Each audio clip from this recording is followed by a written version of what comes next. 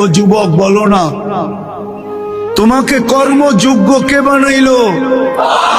কর্মযোগ্য কে রাখলো? যদি অসুস্থতা দিয়ে বিছনায় ফালায় রাখতো কি করতে? কি করার ছিল? অভিযোগ, থানায় কেস, কোর্টে যায় আপিল, র্যাবের কাছে নালিশ, কি করার ক্ষমতা ছিল? অস্তিত্বটাকে দিল। কর্মযোগ্যকে বানাইলো। কর্মযোগ্য কে রাখতেছে? কতটুক নুন খাই, গুণ কতটুকু গাই? গুণ তো গাই না আল্লাহ।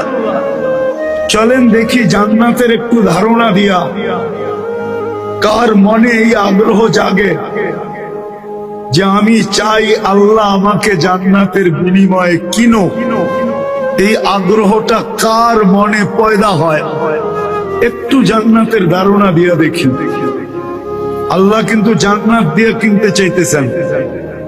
কিনবে কে? ক্রেতার